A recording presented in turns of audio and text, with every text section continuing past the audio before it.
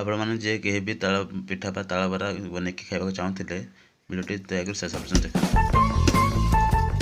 ଇଏ ହେଉଛି ତାଳ, ଏହାକୁ କ'ଣ କରୁ ନରମ ଗୋଟିଏ ବାଡ଼ିଆକି ତାକୁ ନରମ କର। ନରମ କଲା ପରେ ୟା ଦେହରୁ ଚୋପା ଛଡ଼େଇକି ଗୋଟେ ଜାଗାରେ ରଖାହବ।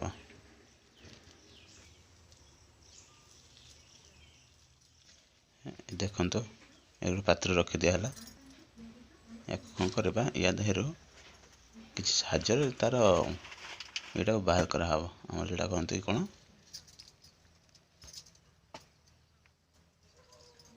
ତାଳମଣ୍ଡି। ତାଳମଣ୍ଡି ୟା ଦେହରୁ ବାହାର କରାହବ। ସେଇଟା କେମିତି ବାହାର କରାହୁଏ ସେଇଟା ଦେଖନ୍ତୁ। ଏମିତି ହିଁ ତାଳମଣ୍ଡିରୁ ତାଳର ମଣ୍ଡି ବାହାର କରାଯାଏ।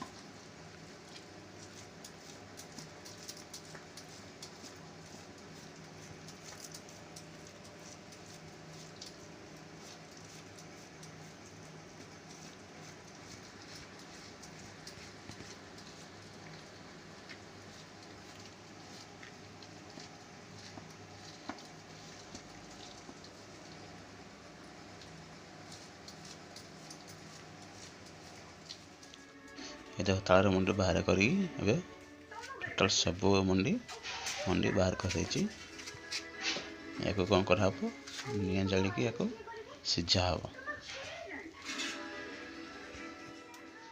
ଏ ଦେଖ ବର୍ତ୍ତମାନ ନିଆଁ ଜଳା ହେଲା, ୟାକୁ ସିଝା ହବ।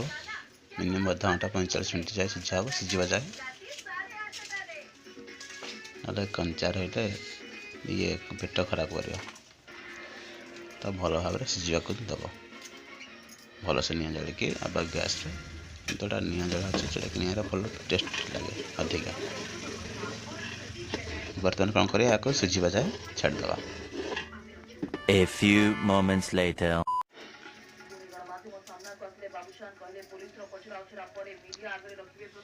ବର୍ତ୍ତମାନ ସିଝିକି ରେଡ଼ି ହେଇଗଲାଣି। ଏବେ ୟାକୁ ବାହାର କରିଦେବା। ତାପରେ ଚାଉଳ ଗୁଣ୍ଡରେ ୟାକୁ ମିକ୍ସ କରିବା। ଭଲ ଭାବରେ ଚାଉଳ ଗୁଣ୍ଡକୁ ମିକ୍ସ କରିବା, ଏମିତି ଭଲସେ ମିକ୍ସ ହେଇଯିବ।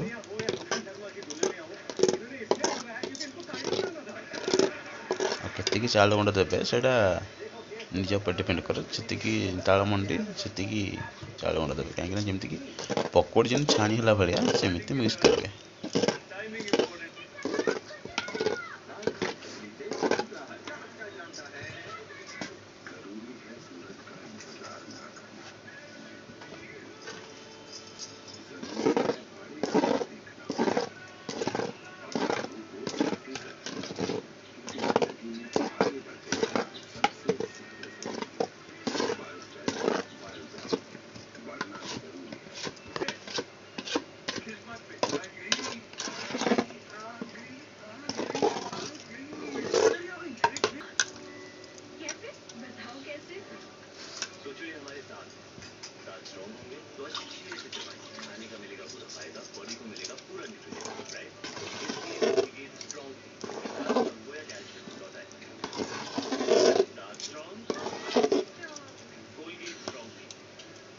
ये आम रेडी हो गलानी छाणिला भाया।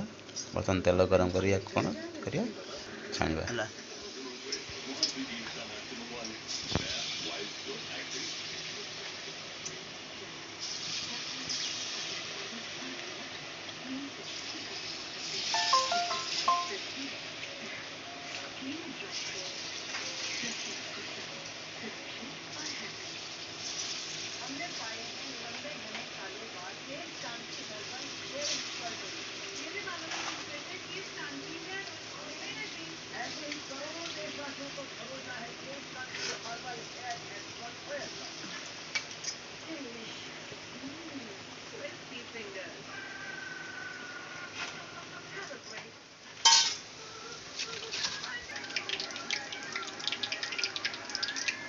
ବର୍ତ୍ତମାନ ଆମର ରେଡ଼ି ହେଇଗଲାଣି।